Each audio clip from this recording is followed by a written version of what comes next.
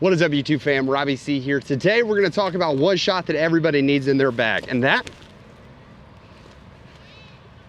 is the turnover forehand. But before we dive in, we're going to have to ask, how are you doing today, Alex? Are you having a good one? So catch me if I fall.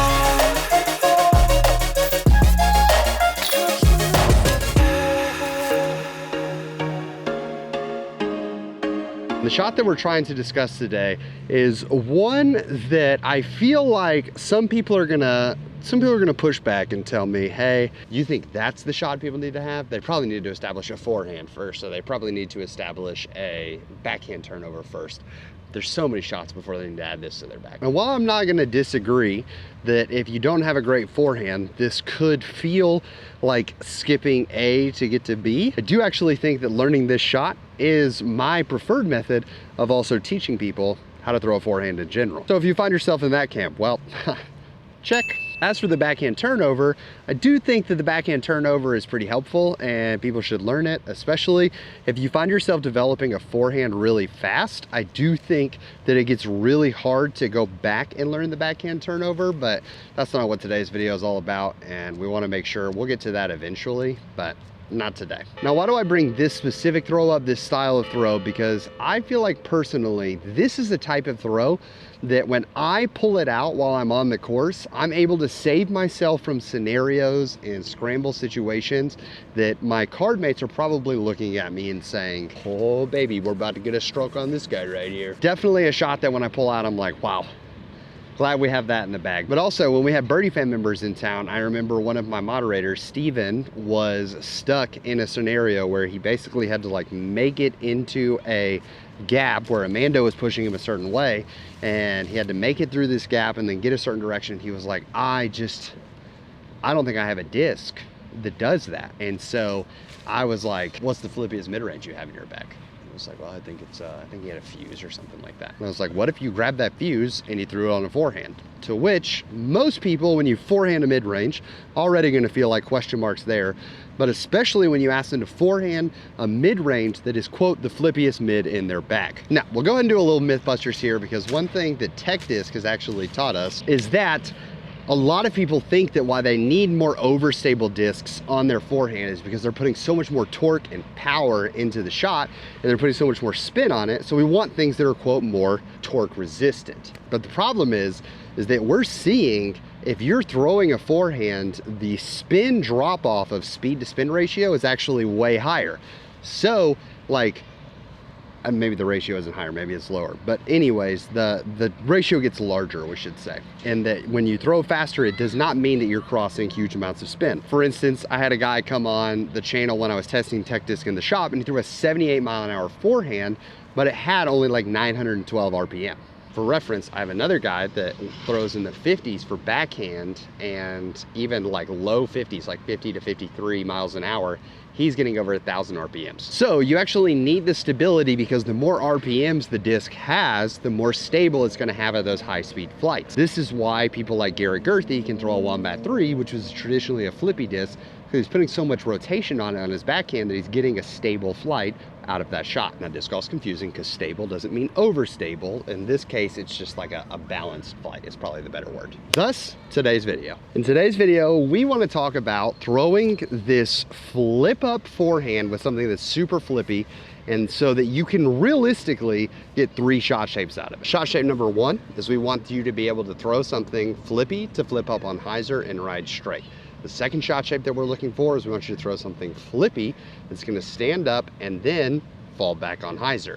And the third is we want you to be able to throw something so flippy that you throw it on hyzer, it stands up to flat, and then it actually moves over to the left. Now, in order to achieve this, I've actually brought a host of discs with me. Now, before we dive into the discs, I wanna answer the why you would need this shot, because I feel like I need to like give you a reason to wanna stick around to watch this video, because some of you are immediately gonna be like, well, that's just quite simply not a shot shape that I need. So deuces. See you, Mr. YouTube man. I would say the 3 biggest reasons you need this shot in your bag are: 1, if you want forehand distance. Every disc has a stability to it, whether that's overstable, neutral, or understable. These stabilities imply that it wants to fly a certain way. Now, the way we throw a disc, whether we throw it on hyzer or we throw it on anhyzer, can influence the way that we shape that disc.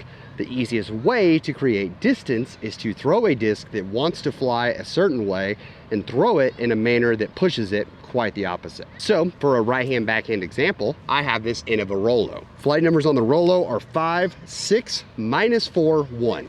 That means for our right-handed backhanded example, it wants to move super far to the right when thrown on a right-hand backhand. But in order to create more distance out of that, that would be if I threw it flat. But if I throw it on hyzer, which is where that outside edge of the disc is down, that means that it's going to be thrown, when you throw a disc this way, you're throwing in a way that makes it want to go for right-hand backhand even farther left. This internal struggle of a disc that wants to go this way plus a throwing it in a manner that makes it want to go to this way, this fight will make it hold straight and for much longer. So if you struggle to get distance on your forehand, learning how to throw something understable on this flight is an easier way for you to get distance. The second is gap hitting. Of course, it can be really tough to look out in the distance and hit a gap, especially when you're throwing backhand and you feel like you have to turn your body away. Now, the reality is the good backhand form is going to allow you to line your body up accordingly. As Coach Strauss would say, put your feet on the train tracks, line the train tracks up, and then bring the disc down that line on the train tracks. But I totally understand subconsciously, we want to be able to hit those gaps, and looking at the gap the entire time and pointing at it with a forehand can be one of the easiest ways to secure that. I know several players out there who love using their forehand for this. So if we have distance and gap hitting as our two options, the third is going to be what I really love this shot for, and that is shot shape. The shot shape that you can create with this forehand flip up shot is so easy, and the circumstances of which we're going to use this are way more than you might think. So in order to not make this video 45 minutes, let's go ahead and talk about the discs I'm using, the scenarios, and some quick how-tos on what you're gonna do. For the discs, I actually don't have any putters in this because putters traditionally, you can overpower them on a forehand really fast. Throwing putters on a forehand is a top level forehand skill that I think a lot of people don't have. And even though I said in the beginning that if you want to learn a forehand, you want to learn a distance forehand, this is a really good way to get about it. I still think that throwing standard putters can be really, really hard on a forehand and discourage you from this process. So I didn't bring any putters out with me, but if you're a glutton for punishment and you're really trying to be like, you know, the sommelier of touchy forehands, you're gonna have to learn how to forehand a putter. But right now we can just enjoy our casual tasting. I brought a bunch of mid-ranges because mid-ranges are, I think, the easiest way to learn this skill. And then I brought a couple fairways and some distance drivers. For mid-ranges, I have a Dynamic Disc Bounty, one of my favorite aces I've ever had, the Axiom Discs Paradox, the Innova Discs Rollo, Axiom Hex, the Latitude 64 Pearl, and then I have the Discmania Discs Origin. Fairway drivers, we're gonna be demonstrating some points, which is why I actually brought a super beat-in straight Innova Eagle. I have a more overstable Innova Eagle, and then I have a West Side Discs Underworld, which is super understable, and then I think the most underrated disc in the entire DGA lineup. I genuinely don't understand why more people are not talking about this disc, much to the chagrin of Bo McLaughlin for this one, the purple DGA Trimmer. Its flight numbers are 6, 5, -4, 1. Feels fantastic, almost feels like a mid-range in your hand, but it flies like a fairway driver that goes super far. And then last but not least, for distance drivers, I didn't bring too many of them because honestly, the field that I'm in, if I really get a hold of one of these, I'm a little afraid of launching it too far. The DGA Sail, and I actually have a lightweight Blizzard Beast that is a phenomenal flyer. So let's talk about scenario one. Scenario one is your disc comes to rest on near a tree. So let's say it's resting right here and I'm pinched in a way that if I'm trying to throw the backhand, I'm really gonna struggle. I could pull it past here, but let's be honest, if I round it all, I'm gonna break my hand and have living with a life of regret. As the Birmingham locals will know, I'm not trying to give knee tree this thing, especially with this root right here. I can throw the forehand, but running up and trying to throw a power forehand can feel really tough because there's a lot of roots in my way. So likely I'm gonna end up throwing a standstill forehand here, but I've still got a good bit of distance to get to the basket. This is where this shot can really shine in, or even if I find myself in some woods that I gotta lean out and I have a minimal access to power from my lower half, this is a really fantastic shot to be able to just whip the disc out and throw a nice flip up forehand that I barely have to worry about because the disc and the throw are gonna do all the work for me. Now, before I get too sweaty, I want to go ahead and talk about the shirt that I'm wearing today. This comes from Coursewear. You can find him on Instagram. I'll put the link in the description, but also you'll see his Etsy shop in the link in the description as well. Coursewear is creating these like custom designs of course layout, and these can be local courses to you. These can be Pro Tour courses. If you have a course or a track that you really love and has some sentimental value, he's willing to basically mock it up, design it, put it on a shirt. So if your local club is trying to save a course, if your local club has a course that you do your tag matches at every week locally, if you wanted to do like a really awesome player pack item, Coursewear could be exactly this. I went with Inverness because it is easily in my top 5 of favorite courses ever. I love this track. It is my home course. It's always going to be special to me. And we actually recently found out about this course is that when they designed it and they put it in, they thought they were building on city property, but they actually built on a little bit of private property. So tough look. So we actually, one of the holes is going to be changing, and yeah, so I just wanted to remember Inverness and its original design, and so Coursewear hooked it up. And you actually, if you're an Inverness lover like myself, this is already available. That's the other really cool thing is he does these designs that are ready and available, and there's like so many color options. I've never had a shirt in this like minty green, and I love it. Now, option 2 here, case use number 2, is going to be one that I think lots of people are going to look at and be like, oh, well, you could just throw a flip up backhand for this. But just like there's scenarios where you can see a hole that moves, we'll say for a right-handed player that moves left to right, that does not inherently mean that it's a forehand hole. Sometimes the backhand turnover works out better because of the fact that the backhand turnover is coming in and it's not pushing and fading. It's kind of turning over, and that little bit of, because we threw it on a backhand that makes it want to go left, we threw it, and so it's kind of working its way out so it can get to flat. So let's say I have a shot shape that the fairway kind of pushes to the right. This is something that I actually love to do, especially if I bring out cones. I love to try to use an open blank canvas to teach myself a line because it's not as punishing. So that way when I find myself, you can kind of see what shapes you can work with a disc in the open field where you get a chance to see it fly.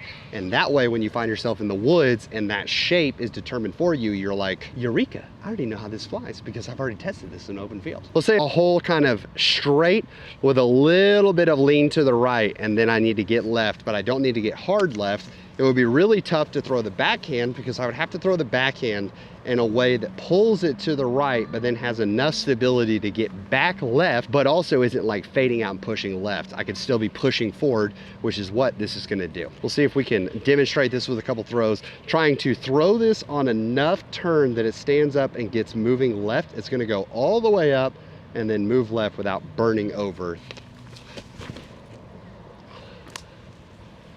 Okay, so see there, a little too much on it, which caused it to burn over on that turnover. So there we kind of babied it. Didn't give her a chance to really flip up. The Beast, I have no idea what this one's gonna do. Okay, the Beast has some stability to it. There she is. And you could see on that sail that it got up and it started moving, but it wasn't burning over. It just kept slowly turning and pushing forward. This is the best part of this shot, is when you mess around with the disc enough to learn what is that breaking point between it's gonna burn over, it's going to fade out, perfect release point. You can figure those out really fast and get a shot shape that not many people have because they aren't willing to put in the work to throw or learn their discs on these understable angles. And just as a quick side note, talking about the distance gains, we'll exclude this guy because like I said, it's more stable than I thought it was, but that was 350. And then the sail, super easy, went 325 uphill. Easy distance, y'all. It's just right there. You just gotta mess around with these angles. So let's talk about these for a second and why we wanna go with the more overstable or the more understable options than the overstable options. So I have these two eagles here, and our drill, I have a video out about this that I'll try to remember to link here. If not, you can look it up. It's how to throw a forehand. It's one of the most watched videos on my channel, how to throw a forehand. And I talk about this drill of wanting to throw spike hyzers up and over again. Now, the thing is that if you learn to flex with the overstable disc, which flex forehand is still a perfectly valid shot to have. The problem is that if you learn to throw forehands by yamming on these things and pulling them down, the options that you're going to have available to you for throwing forehands is we'll just say half the discs that are out there. Because if you try to yam on these overstable, let's just say for example that I learned how to throw with just these eagles, and I'm trying to throw these flex forehands. That's not even an overstable eagle, so it's barely gonna fight out. That one's gonna have a little more fight out to it. Still takes minimal amount of effort, but where it gets me is it gets me to a little short of where that Katrina Allen sail went to. Now, if I try to throw this disc, this Understable World, on the exact same line, I've got a forehand roller. Now, a forehand roller, that's kind of dirty as well, but that's a different shot shape that we're not talking about. If I try to learn the forehand on these pullovers, the problem is those shot shapes are not going to work for understable discs. However, if I learn how to throw these understable discs on hyzer forehands, which hyzer, once again, I say the reason I emphasize outside of the disc down is because on a forehand, this is a hyzer and this is an anhyzer. On a backhand, this is a hyzer, this is an anhyzer. Outside edge of the disc being down. I can take overstable discs, like we even discovered that this beast has a little bit of overstability to it. I can throw these on hyzer. And what are they gonna do? They're gonna hyzer the whole time. It's gonna be fantastic. But I can also take these understable discs and throw them on hyzer. See how much easier that was to get that slow turnover shot that we talked about before? This is a pearl, it's 150 gram, 154 gram mid-range.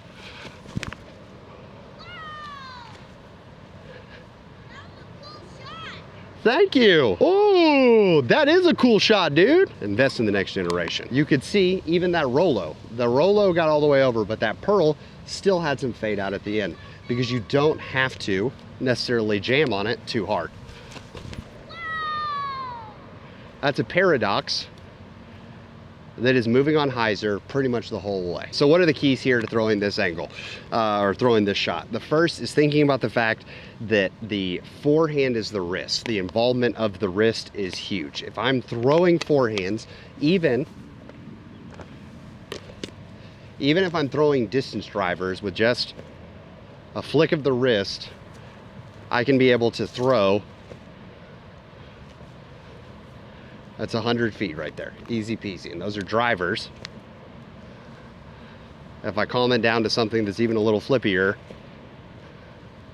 minimal arm movement, and I'm still getting a nice shot shape out of it. So the wrist pushing through back to forward is huge for this motion.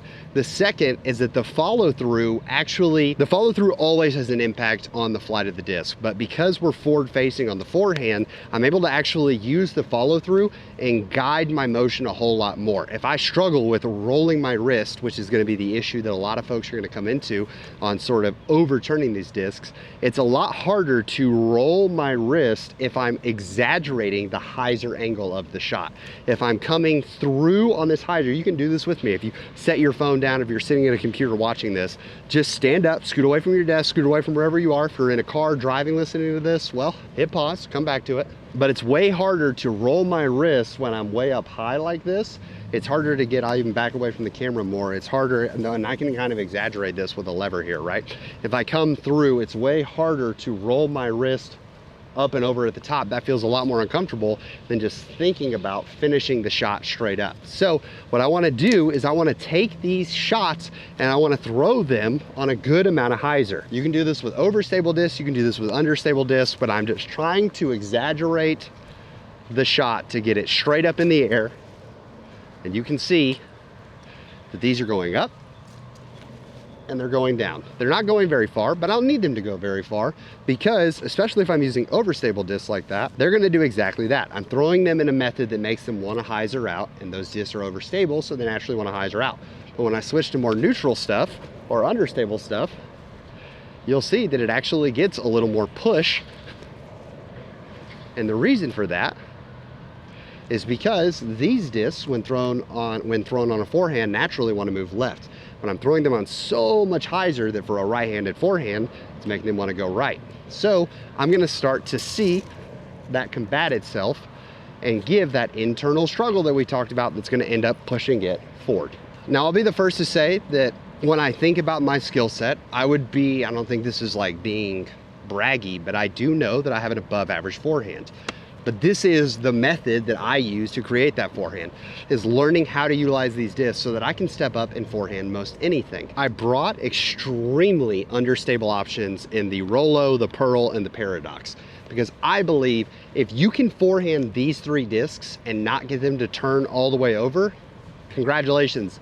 You can forehand literally any disc in disc golf. But if you're finding that to be a little too frustrating, I think you can go for more of the naturally understable but not all the way understable options, like the Origin and the Bounty by Dynamic Discs, or you can go with a much more neutral option in the Hex. I think the Hex is probably the most forgiving out of them because it has some natural stability to it, especially if they're new, like this Neutron Hex. But once you've figured out the wrist thing, once you're talking about that follow through and you're able to get consistent spike hyzer flights out of this, because another thing is that a lot of people are like, if I had a forehand that just went 100 feet, I'd be settled. Well, congratulations. You just doing this shot, the little spike hyzer shot, in most places, that's gonna be 100 feet that you're gonna know is gonna land and spike accurately. But what you wanna do is you wanna slowly start bringing that release point up from being spike hyzer angle to flattening it out like so, to the point where you don't want this disc rolling over necessarily,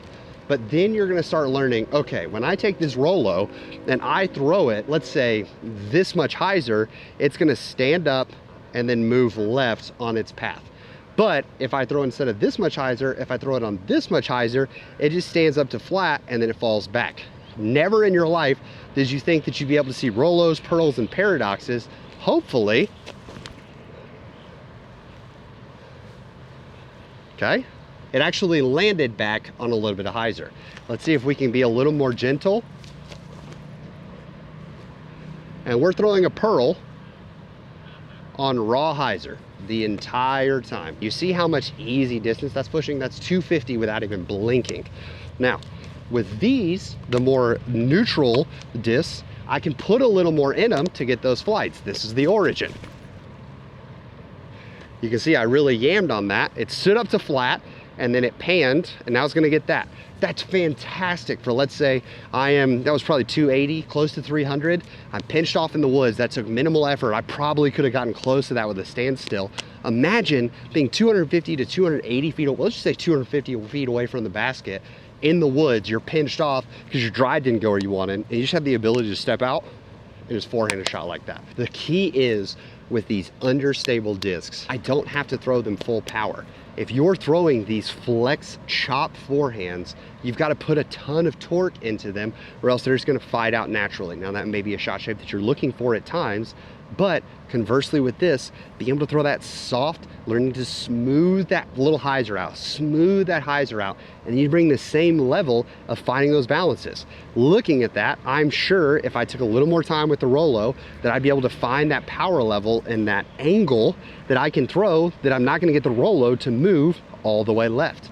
Do I think I'm gonna find it after 3 throws, 4 throws? Maybe not, but that's why I'm in a field working with it to see that shot shape. So whether you have a forehand, don't have a forehand, or you were looking for a great shot to add to your bag, I promise you, adding this to your repertoire is going to help you not only become a better forehand player overall, but it's also going to offer you something that so many people do not have in their bag, so that you can, as they say, get strokes on folks when it comes to scoring out there on the disc golf course. So I hope this video was helpful. It's a throw that honestly I'm super passionate about because, like I said, this is a shot that I pull it out. For instance, the first time I think that I ever played tags with foundation, we played hole 17, I was pushing, I was having a great round, and people were like, I threw a bad drive on hole 17 at Peaks View, and like a bad drive, and people were like, oh, that's it, Robbie's in trouble. And I stood from the middle, like crawled out of a bush. I just had this much room, and I threw a forehand sail that went up. It turned all the way over, and it just gently nestled under the basket. And I didn't lose any strokes. In fact, that probably shook some people to then mess up a shot. This is something that looks so high level, but as you saw, just learning to throw those spike hyzers and learning from there how much power you need into those shots, I promise, stick with this. You could do this for 2 weeks and you'd probably be throwing better forehands in just 2 weeks just by sticking with this method. I hope you have an amazing rest of your week. Please make it fantastic for someone else too. But for now, we are gonna leave you with the birdie.